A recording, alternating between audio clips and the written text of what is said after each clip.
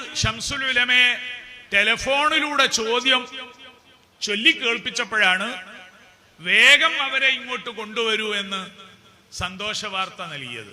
അതിന്റെ കാര്യം നേരിട്ട് അനുഭവിച്ച CK ഇവിടെ അവതരിപ്പിച്ചു.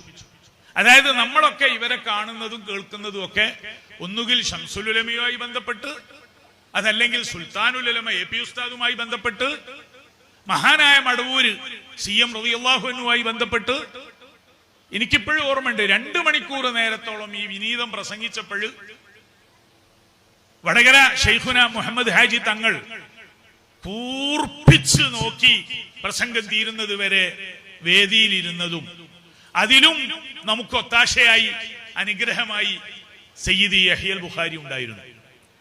അപ്പൊ അവരുടെയൊക്കെ ആ ഒരു മാർഗത്തിലൂടെ ചരിച്ചു മുന്നേറി അൽഹംദുലില്ലാഹ് ഈ ഒരു കാര്യത്തിലാണ് അവരോടുള്ള നമ്മുടെ ബന്ധം.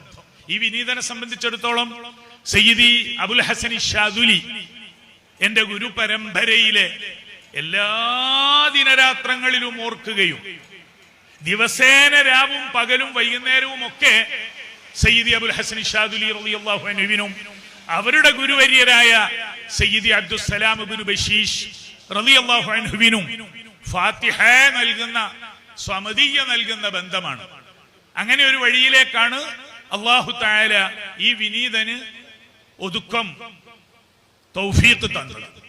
അതുകൊണ്ട് തന്നെ ഇതെല്ലാം എന്റെ അഭിവന്ദ്യരായ ഗുരുനാഥന്റെ ഭാഷയിൽ പറഞ്ഞാൽ ഇബ്രാഹിം അൽ ഖുറശി ദസൂഖി ആവട്ടെ, സയ്യിദി അബ്ദുൽ ഖാദിർ അൽ ജിലാനി ആവട്ടെ, സയ്യിദി അബുൽ ഹസൻ ഷാദുലി ആവട്ടെ, ഇതൊക്കെ ഒന്നുകിൽ ഉപ്പയാണ് അല്ലെങ്കിൽ മൂത്താപ്പയും അളാപ്പയുമാണ്. ആ അർത്ഥത്തിൽ സയ്യിദി യഹ്യൽ ബുഖാരി തങ്ങളും നമ്മളും ഒക്കെ എളാപ്പ മൂത്താപ്പാരുടെ മക്കളാണ്. അവരുടെ ആ വഴി, അത് ആദർശം കൊണ്ട് നമുക്ക് കൽബിന് കുളിർമ നൽകണം. പ്രവൃത്തി പദത്തിൽ ആ സന്തോഷം നിലനിർത്താനും കഴിയണം. ആരെക്കൊണ്ടും പറയിപ്പിക്കാതെ ഇവരാണ് സൂഫികളുടെ യഥാർത്ഥ പിൻഗാമികൾ എന്ന് ഷാദുലിയാക്കളും ഖാദിരിയാക്കളും ദസൂഖിയാക്കളും എല്ലാ ആളുകളും, ഇന്നുള്ള പ്രവർത്തകര്, അനുഭാവികള്, അവരെ സ്നേഹിച്ച് നടക്കുന്നവരെന്ന് പറയുന്ന നമുക്ക് മറ്റുള്ളവരെ കൊണ്ട് തെളിയിക്കാൻ കഴിയണം.